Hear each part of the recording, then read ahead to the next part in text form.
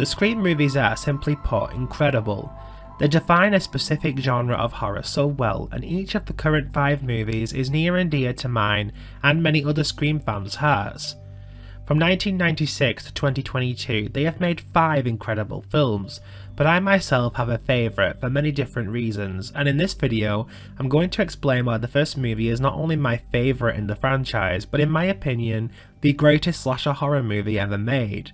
Now there will be spoilers for the entire Scream franchise, so let this be a warning. Now let's jump straight in. The slasher genre before the release of Scream had seemingly dipped in quality over the years, specifically towards the late 1980s. The genre was considered a flawed one, which had become plagued by unsuccessful sequels to various well-established properties throughout. In 1996, the first Scream movie was released, and over-exceeded expectations by not only the people working on the movie, but by the media and the casual horror fan also. And the best movie is...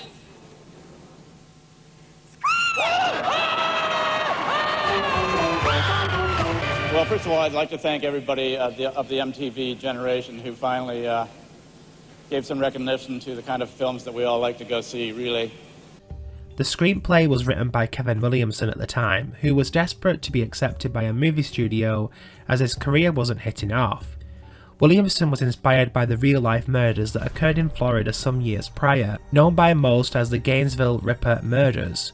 Williamson allegedly secluded himself away for 3 days and developed a full-length script, which was originally titled Scary Movie. Rather than this being a serious supernatural-inspired slasher movie, this was a more realistic, stripped-back movie with Williamson's love for horror painted in the script throughout. One of the things that makes this movie surpass the rest of its kind is Williamson's decision to focus on the characters being the heart of the story.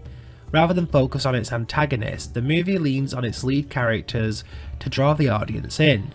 It's not uncommon for a slasher movie to focus less on its main characters in favour of scares and its villain, due to the main pull of these movies being the audience's fear of the villain in the story.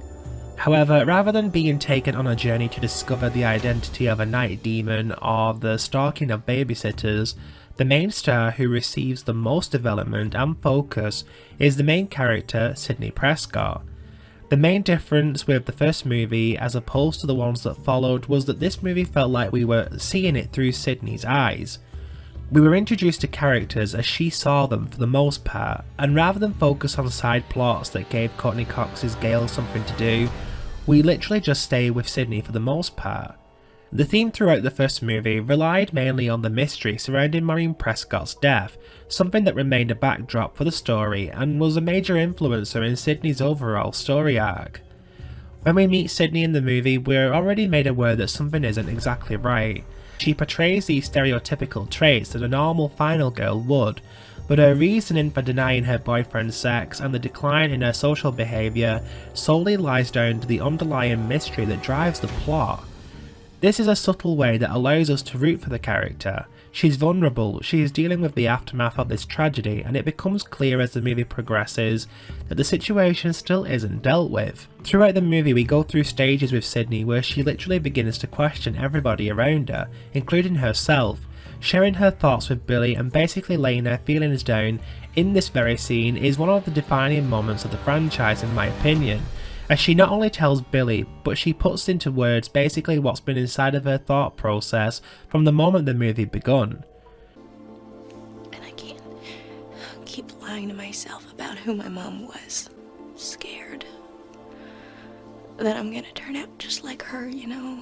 Sidney has to learn to accept that her mum wasn't perfect, and that this was a past that she wasn't able to run from anymore. Whoever had murdered her mother was back and was now closing in on Sidney. No other slasher movies provide this much depth to its main character in the first movie of each franchise.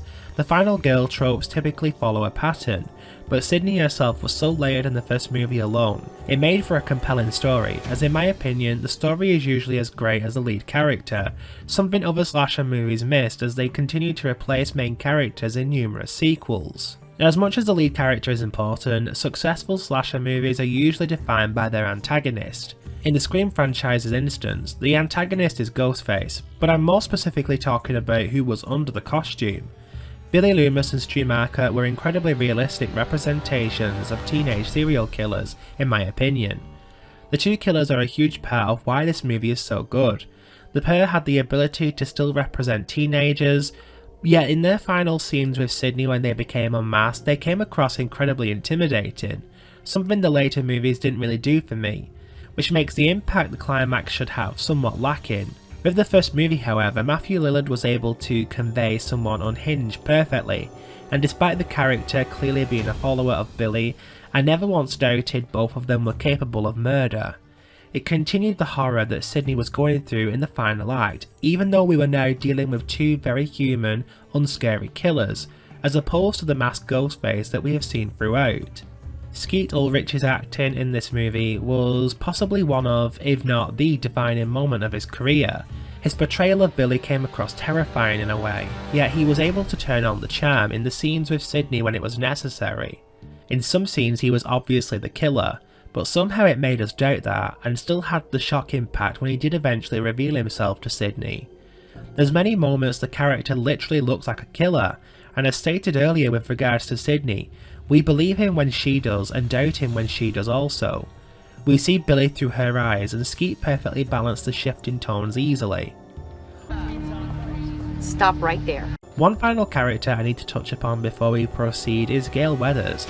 A lot of people often say Courtney Cox's best movie in the Scream franchise is actually more between the second and the fourth movie. Whilst I agree to some extent, this movie operated from Gale's perspective from a very far distance that was so subtle it's often overlooked. Whilst this movie is Sidney's, Gale was somewhat instrumental in helping Sidney learn the truth about her mother's murder. She served as a home truth for Sidney, and throughout the movie we see Sidney literally avoiding Gale from time to time, like she's avoiding the truth about Maureen and Cotton Weary. As Sidney discovers the truth, we see her accepting Gale, who once again serves as a huge help to Sidney, as she manages to help her hide in the final act. Shortly after, she eventually saves Sidney from Billy. It's subtle, but this heroism from Gale and how she advances the story through various scenes is something I believe truly provides the character with far more meaning than she's given credit for in the first movie. Scream 1996 balanced horror, suspense, mystery and comedy somewhat perfectly. A scene that was genuinely so suspenseful that we as fans literally cry out for the character involved actually lies in the opening scene with Drew Barrymore. Not only was Kevin Williamson able to allow us to care for this character with such little screen time, but Drew Barrymore's portrayal literally took us on a journey with the character through various emotions.